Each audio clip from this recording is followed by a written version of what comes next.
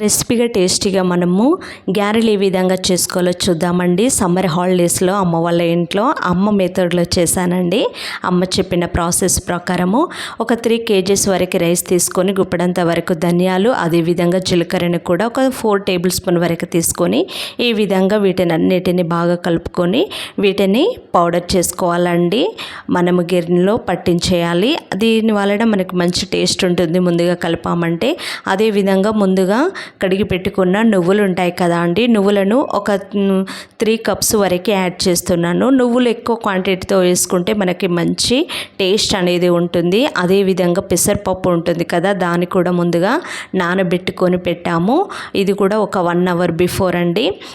2 cups వరకు దీన్ని కూడా యాడ్ చేసేసుకోవాలి. దీంతోపాటు సగ్గుబియ్యం ఉంటాయి కదా, వీటిని కూడా మనము యాడ్ చేసేసుకోవాలి. 1 cup వరకు నేను ఇవి ముందుగానే నానబెట్టి ఉంచామండి. దీన్ని కూడా యాడ్ చేసాము. మనకి ఇవి నానిన తర్వాత ఒక 2 cups వరకు క్వాంటిటీ అనేది పెరుగుతుంది. దాంతోపాటు శనగపప్పు కూడా ఒక 2 cups వరకు నానబెట్టింది, దీన్ని కూడా యాడ్ చేసుకోవాలి. అయితే ఈ పప్పులన్నీ యాడ్ చేయడం వల్ల మంచి క్రిస్పీగా ఉంటుంది, అదేవిధంగా టేస్ట్గా ఉంటుంది. జీలకర్ర, ధనియాలు, అదేవిధంగా వెల్లుల్లి రెబ్బలు ముద్దను కూడా ఇందులోకి యాడ్ చేసి, ఇది మన ఓన్లీ ఆనియన్ అండి, ఉల్లిగడ్డ పేస్ట్ ఉంటుంది కదా, అది ఒక 4 వరకు తీసుకొని ఈ విధంగా ప్లెయిన్గా పేస్ట్ను ఇందులోకి యాడ్ చేసేసుకోవాలి. దీనివల్ల మంచి ఫ్లేవర్ ఉంటుంది. దాంతోపాటు కరివేపాకు మనం ఎక్కువ క్వాంటిటీలో వేసుకోవాలి. అదేవిధంగా మధ్యలోకి కట్ చేసేసుకొని వేసుకోవాలండి. అదే ఇందులోకి కొద్దిగా మనము వామును కూడా యాడ్ చేసుకోవాలి. 1 స్పూన్ వాము, 1 స్పూను జీలకర్ర కూడా యాడ్ చేసేస్తున్నాను.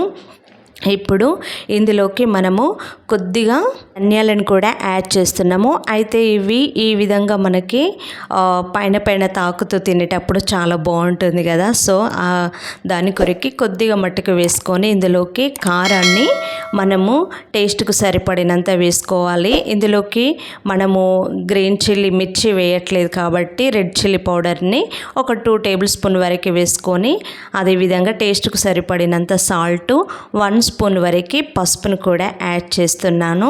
అదేవిధంగా ఇందులోకి ఆయిల్ని ఒక 1 cup వరకు ముందుగానే యాడ్ చేసేసుకోవాలి. ఇప్పుడు ఇందులోకి కేవలం హాట్ వాటర్ని మనం యాడ్ చేసామంటే మనము కలుపుకునేటప్పుడు పిండి మెత్తగా వస్తుంది. అదేవిధంగా మనము కొంచెం పక్కన పెట్టేసామంటే మనకి గ్యారెలు అనేది పర్ఫెక్ట్గా వస్తుందండి. ఈ విధంగా మనకి వేడిగా ఉంది కాబట్టి మనం స్పూన్ తోటి మెల్లగా నెమ్మదిగా మధ్యలో కలుపుతూ కొద్దిగా వాటర్ని యాడ్ చేసుకోవాలి. ఈ విధంగా కొద్దిగా మనం పిండిని కలిపేసి ఒక 1/2 hour వరకు పక్కన పెట్టేసుకోవాలి. ఈ విధంగా మనము ఒక్కొక్కటిగా మనము మిషన్ ఉంటుంది కదా, దాంతో లేదు అంటే హ్యాండ్తో కూడా ఈజీగా చేసుకోవచ్చండి.